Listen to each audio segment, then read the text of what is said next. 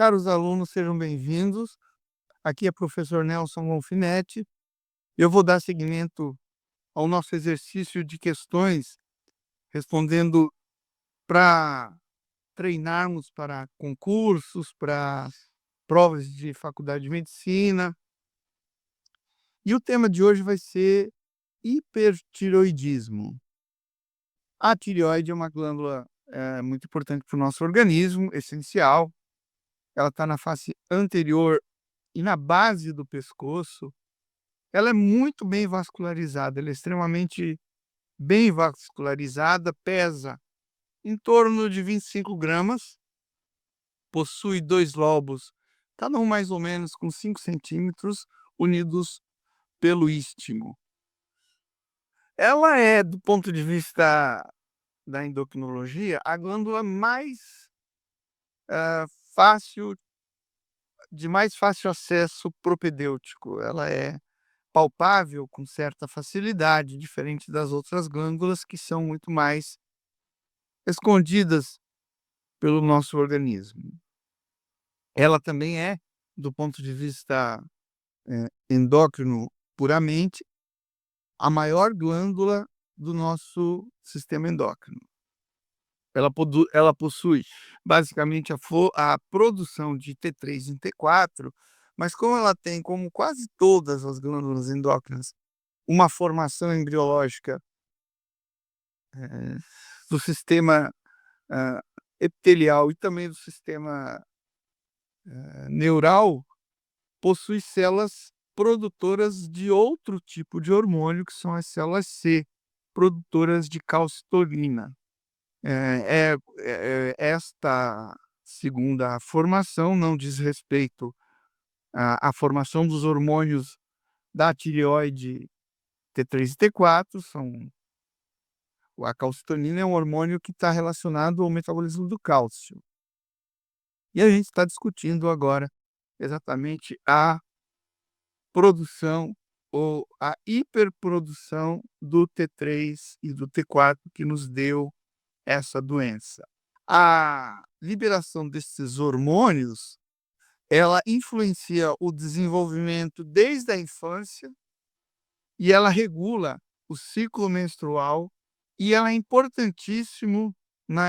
é importantíssimo na fertilidade. A gente tem uma regulação da glândula através da produção do TRH hipotalâmico, que estimula o TSH hipofisário, que por sua vez perifericamente dá a produção de T3 e T4.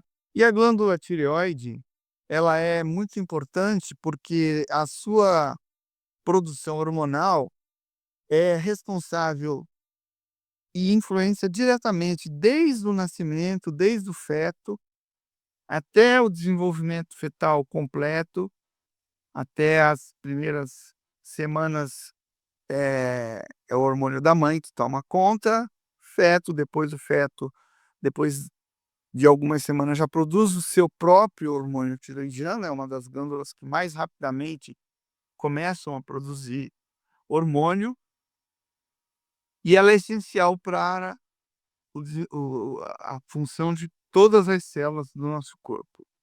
Então, influencia o desenvolvimento desde a infância, regula ciclo menstrual e é base importantíssima na fertilidade. A regulação dela se faz através de uma espécie de cascata, inicialmente com feedback positivo. Então, as células hipotalâmicas produzem TRH, que na hipófise produzem TSH, o TSH cai na periferia e produz o T4 e o T3. Quando esses dois hormônios começam a se elevar na periferia, a conversão de T4 para T3, tanto na célula que produz TRH como na que produz TSH, provoca o bloqueio. Então, você tem inicialmente um feedback positivo e a autorregulação com um feedback negativo. Na primeira questão, é uma questão longa, onde nós vamos tomar muito cuidado com o enunciado.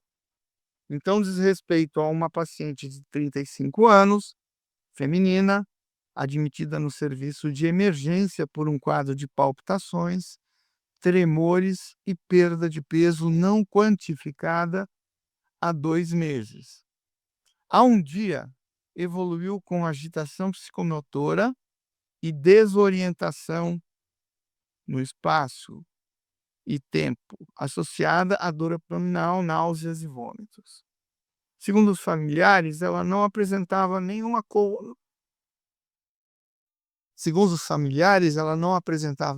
comorbidade, mas iniciou a mildarona há 4 dias atrás, em resultado de um diagnóstico pelo cardiologista de arritmia cardíaca. Ao exame físico, ela estava em regular estado geral, desidratada, taquipneica, com frequência respiratória de 26 incursões por minuto, taquicárdica, com frequência cardíaca de 110, com PA de 15 ou de 150 por 60 milímetros de mercúrio, com temperatura axilar de 39 graus, quer dizer, febril. Na região cervical, um bócio difuso sem nodulações palpáveis. O precórdio tinha duplo ritmo regular, sem sopros, quer dizer, uma taquiarritmia. E nos exames complementares, um hemograma com hemoglobina de 12 gramas por decilitro, leucócitos 11.000, no limite superior da normalidade para início de um quadro infeccioso, com 90% de segmentados, indicando que está na presença de um quadro agudo. Potássio de 3,3, creatinina de 1,4. Essa creatinina é compatível com o grau de desidratação. O TGO de 60 e o TSH menor do que 0,01, o que eu já comentei é chamado de TSH bloqueado, e um T4 livre de 2,2 nanogramas por decilitro. No eletrocardiograma, um ataque arritmia sinusal, o raio-x de tórax normal. Então, com relação ao quadro clínico acima, assinale a alternativa correta em relação à conduta a ser tomada. Bom, nós estamos então frente a um quadro claro de hipertiroidismo, a princípio de evolução muito aguda, e se ela aconteceu deste modo, provavelmente o que nos influenciou foi o uso da amildarona. Não é muito comum 4 dias de amildarona fazer isso, geralmente é um quadro muito mais prolongado de uso, mas foi o suficiente. Eu chamo a atenção, entre os dados, que você tem potássio de 3,3. E uma das coisas que pode acontecer na crise tireotóxica, não é essa a situação ainda, porque um T4 livre dela não está tão alto, mas hipocalemia é um dado importante e ocasional. Então, com relação ao quadro clínico, assinale a alternativa correta. A. Suspensão da amildarona, hidratação vigorosa, propanolol, propiltiracil via oral ou retal e medidas gerais de suporte clínico. Avaliar a possibilidade de administração de iodo saturado. Item B. O metimazol deve ser preferido em relação ao propiltiracil, por ser mais eficaz no bloqueio da síntese de hormônio tiroidiano, sendo associado à hidratação vigorosa, atenolol e suspensão da amildarona. C. A prescrição de antibiótico terapia de amplo espectro deve ser precoce, em associação às medidas específicas para a tireotoxicose, uma vez que a paciente apresenta critérios clínicos de sepse grave. E D. O uso de glicocorticoides associado a medidas específicas para a tireotoxicose pode ser útil para impedir a liberação do hormônio tiroidiano sintetizado. Bem, nessa situação, nós vamos escolher a melhor alternativa. Então, nós estamos frente a um provável quadro de hipertireoidismo introduzido por um antiarrítmico, antiarrítmico este que tem na sua estrutura quase 40% de iodo. Então, a primeira coisa que nós vamos fazer é suspender a mildarona. Essa paciente precisa de um suporte geral. Então, a hidratação vigorosa, o controle da frequência cardíaca pode ser o propranolol, talvez seja o mais indicado, e o uso de um antitireoidiano. Existem 2 antitireoidianos, o propiltiuracil e o tiomazol, mas a pequena diferença entre eles diz respeito ao tempo de ação. O propiltiuracil funciona a cada 8 horas, o tiamazol a cada 24 horas, mas há uma pequena diferença na farmacoterapia. O propiltiuracil tem como adicional o bloqueio da conversão periférica de T4 para T3. Então, se esta situação desejasse, é preferível o propiltiuracil ao tiomazol. Se o quadro fosse muito exagerado, a gente poderia utilizar o iodo saturado. Por quê? Porque ele tem um efeito que foi descrito por Chaikov, então é o efeito Wolff-Chaikov, de saturação da glândula, fazendo a inibição completa ou quase completa da produção hormonal imediata, mas isso tem um escape depois de 10 dias, né? Então, a resposta correta para essa questão é o item A: suspensão da amiodarona, hidratação vigorosa, o propranolol para combater a taquicardia, o propiltiuracil via oral e, se não possível, via retal, medidas de suporte clínico geral e, eventualmente, avaliar o iodo saturado, que é o Lugol, o que não parece ser necessário nessa situação.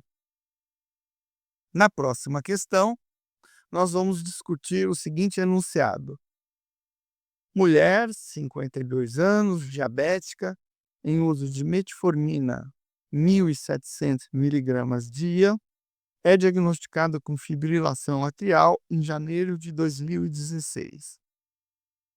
O ecocardiograma e as dosagens de TSH e T4 livre, realizados em fevereiro de 2016, quer dizer, logo após, não mostravam alterações. Em março de 2016, ela fez uma cardioversão e iniciou o uso de amiodarona. Em abril de 2017, portanto, um ano após, ela referia perda de peso de 4 quilos e ataque cardíaco há 2 meses. Nesta época, um ano depois do início da amiodarona, ela fez novos exames que mostravam um TSH menor que 0,01, naquele termo que já ficou mais sedimentado, TSH bloqueado, um T4 livre de 2,12, levemente alto, normal até 1,8. No eletrocardiograma, que está aqui, mostra só um D2 prolongado. Então, qual a alternativa correta? A: hipertireoidismo não detectado no exame em abril de 2016. B: a indicação de cardioversão. C: beta-bloqueador está contraindicado. E D: o hipertireoidismo induzido por amiodarona em 2017. Bom, nós temos os dados aqui muito bem claros. Em 2016, ela não tinha problema na tireoide. Um ano após o uso de uma medicação que pode causar alterações, eh, na no funcionamento da tireoide, que é a amiodarona, ela começou a apresentar hipertireoidismo. A outra droga, só abrindo um parênteses, que é também campeã em desenvolver doença da tireoide é o carbolítio, muito utilizado na psiquiatria. Ambas têm grande quantidade de iodo na sua estrutura. Então, a resposta correta é o hipertireoidismo induzido por amiodarona em 2017. Na terceira questão, o enunciado diz o seguinte: paciente de 30 anos, sexo feminino, apresentando perda de peso, uma perda de peso considerável, quer dizer, 6 quilos em 40 dias, palpitações, exoftalmia, bócio, pele úmida, tremores de extremidade. E sobre essa patologia, qual a alternativa que vai ser correta? Então, a solicitação de anticorpo TRAB para fazer o diagnóstico é essencial. Questão B. O uso de beta-bloqueador e drogas antitiroidianas, como tapazol e propiltiuracil, é necessário para o manejo clínico inicial desta doença, após confirmação do hipertiroidismo laboratorial. Item C. A paciente tem indicação para tireoidectomia de emergência. Item D. A paciente tem indicação de realização de radioiodo, especialmente se for tabagista, com altos níveis de anticorpo TRAB. Item E. Presença de prurido com uso de tapazol contraindica o uso de drogas antitireoidianas, sendo necessária dose ablativa com radioiodo. Secando, então, item por item, no item A, solicitação de TRAB. É importante, sim, para a gente fazer o diagnóstico, mas não é essencial, porque o bócio difuso tóxico, por si só, já é um diagnóstico quando você dosa T4 e T3 altos com TSH bloqueado. Se a gente vai tomar uma conduta, o uso de beta-bloqueador e as drogas antitireoidianos, isso é necessário para o manejo clínico desta doença, depois que você confirma o hipertireoidismo laboratorial. Ou seja, sendo ou não uma doença imunológica, essa provavelmente é, porque a paciente tem exoftalmo, o tratamento acaba sendo o mesmo, ou tapazol ou propiltiuracil. A paciente tem indicação de tireoidectomia de emergência. Isso é uma situação extremamente rara de acontecer. Tireoidectomia de emergência só é indicado nos casos onde há um processo inflamatório agudo bacteriano. A paciente tem indicação de realização de radiodo, especialmente se for tabagista e com altos níveis de anticorpo TRAB. Não, isso não é verdade. O radiodo ele é reservado para uma segunda fase no tratamento, quando ele não tem boa resposta ao uso de drogas orais.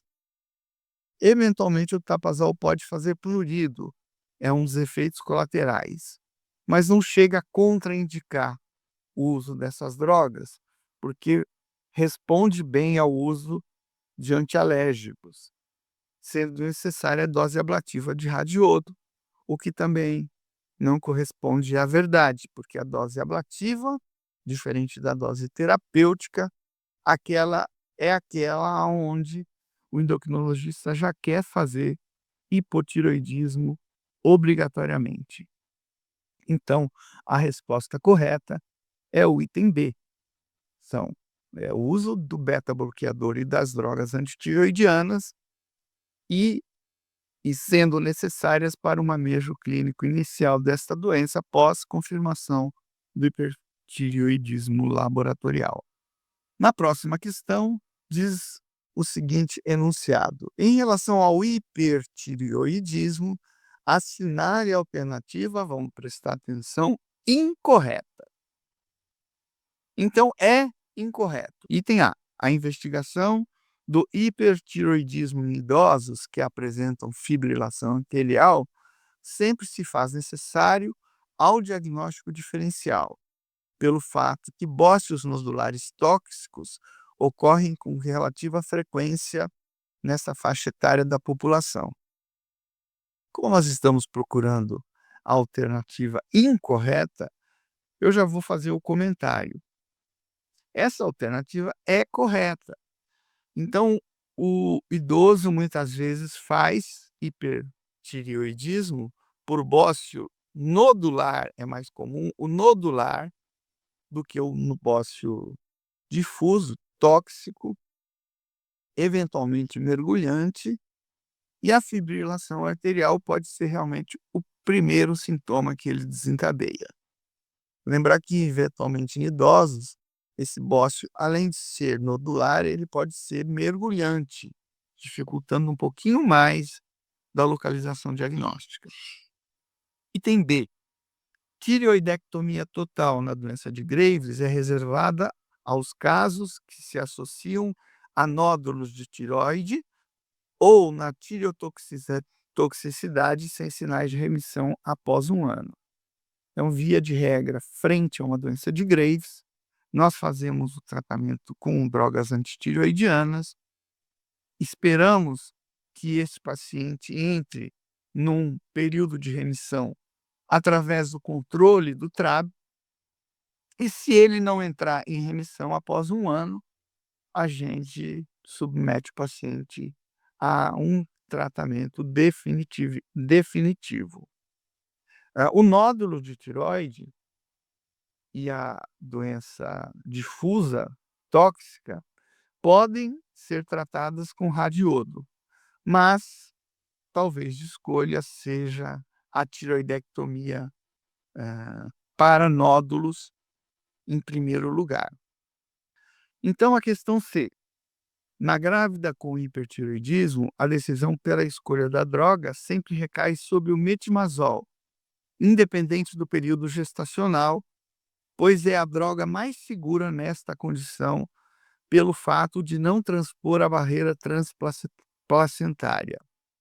Essa é a questão errada, incorreta, porque a droga de escolha nessa situação não é o metimazol, mas o propiltiracil.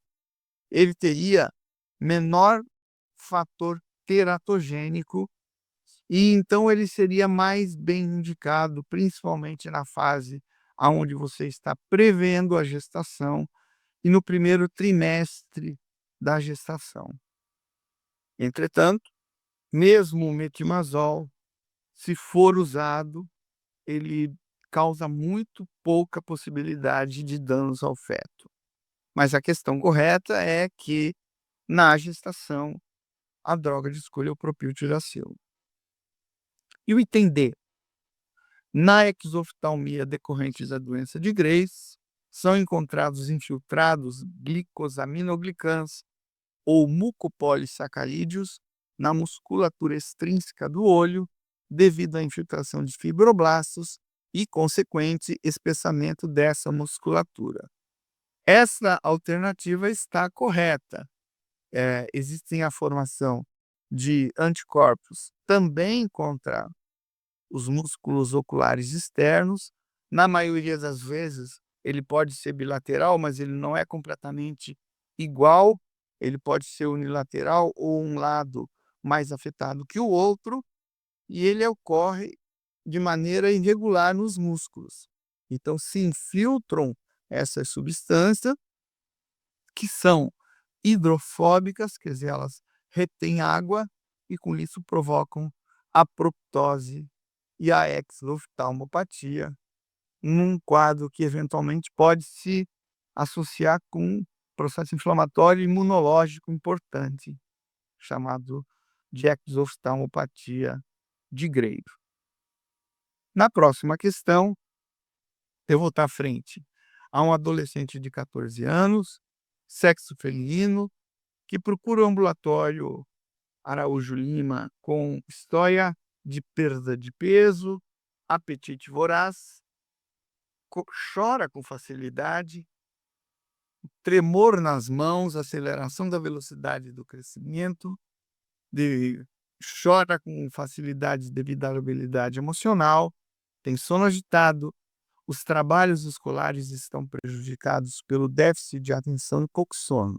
Ao exame físico, apresenta uma exoftalmopatia leve, retração de pálpebras, acuidade visual diminuída, pele lisa, ruborizada, suor excessivo, taquicardia e palpitações. E o diagnóstico mais provável é transtorno de conversão, B, hipertireoidismo, C, tumor cerebral, D, bulimia.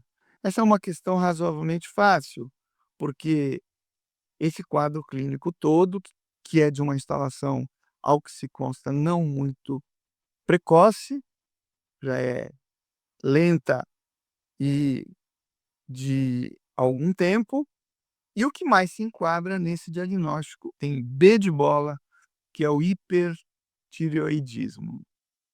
Na penúltima questão, nós vamos responder o seguinte enunciado: qual a combinação mais plausível entre os níveis hipotéticos de TSH e T4 livre na sua causa provável? A. Quando tem TSH elevado e T4 livre normal, a causa mais provável é o hipertiroidismo subclínico. Vamos já responder? Porque isso a gente consegue aproveitar mais a questão. Se eu tenho TSH elevado, eu tenho hipotiroidismo. Então, essa questão está errada. TSH alto com T4 livre normal é critério diagnóstico de hipotiroidismo subclínico. TSH elevado com T4 livre elevado, a causa mais comum é hipertiroidismo exógeno. Bem, TSH elevado corresponde a hipotiroidismo. Então, a questão está errada. Essa situação não corresponde à verdade.